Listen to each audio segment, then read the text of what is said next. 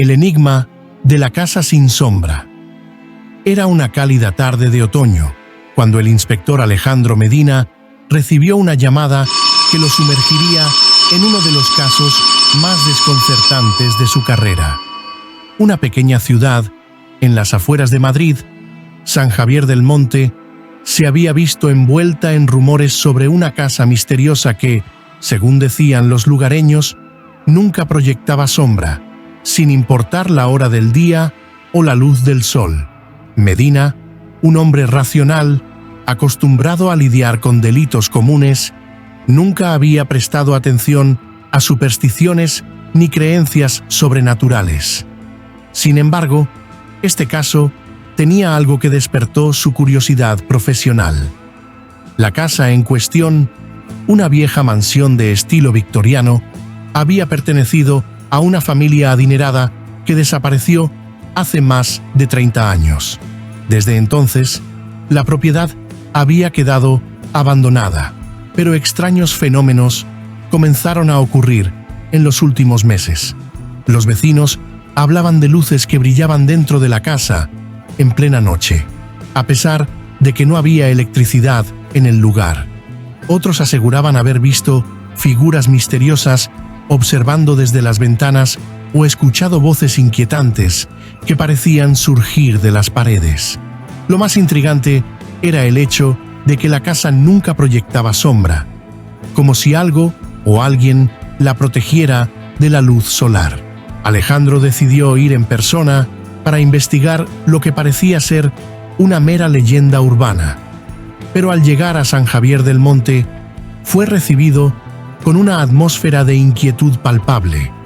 Los habitantes lo miraban con recelo y algunos ni siquiera querían hablar del tema.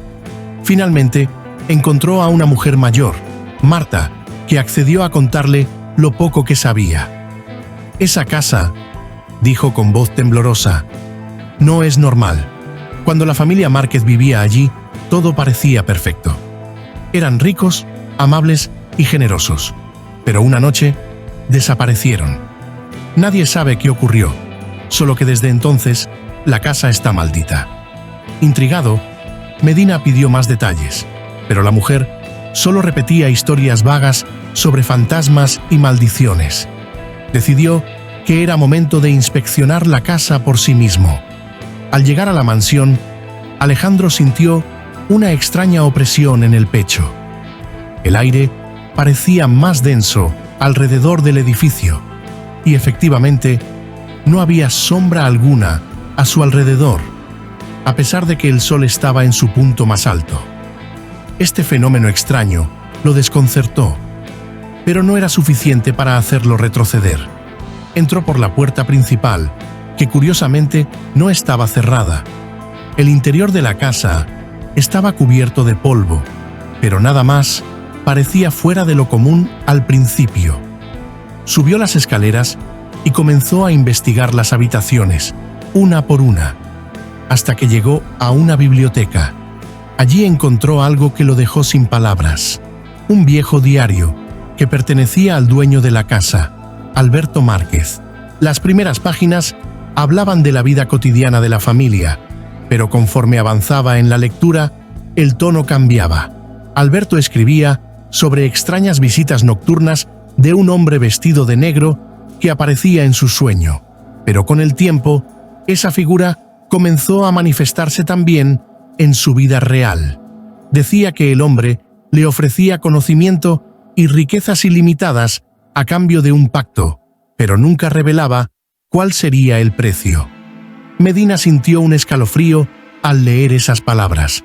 Aunque no creía en tales cosas, no podía negar que algo muy extraño estaba ocurriendo en esa casa. Continuó leyendo y descubrió que en la última entrada del diario, Alberto mencionaba haber aceptado el pacto. Esa misma noche, él y su familia desaparecieron. El inspector decidió buscar más pistas. Bajó al sótano, un lugar que no aparecía en los planos originales de la casa, lo que despertó aún más su curiosidad. Al encender su linterna, vio algo que lo dejó helado. En las paredes estaban grabados símbolos extraños. y en el centro de la habitación había un círculo, claramente usado para rituales. Sintió que no estaba solo. Una presencia invisible parecía seguir cada uno de sus movimientos. De repente, una voz baja y susurrante llenó el aire. «Has llegado demasiado lejos, inspector», dijo la voz. «Algunos secretos no deben ser desenterrados». Alejandro intentó mantener la calma, pero su corazón latía con fuerza. Retrocedió, apuntando con la linterna a todas partes, pero no vio nada. Entonces, la puerta del sótano se cerró de golpe, atrapándolo dentro. Golpeó la puerta, tratando de abrirla, pero no cedía. La atmósfera se volvió más densa y de repente, una figura oscura se materializó frente a él. Era el hombre del que hablaba Alberto en su diario. Su rostro estaba oculto bajo una capucha, pero sus ojos brillaban con una luz antinatural. Se acercó lentamente a Medina. «Este lugar no te pertenece», dijo el hombre con una voz que parecía resonar dentro de la mente de Alejandro. «La familia Márquez pagó el precio por su ambición, y ahora tú también deberás hacerlo». El inspector sintió una presión invisible que lo empujaba hacia el centro del círculo en el suelo.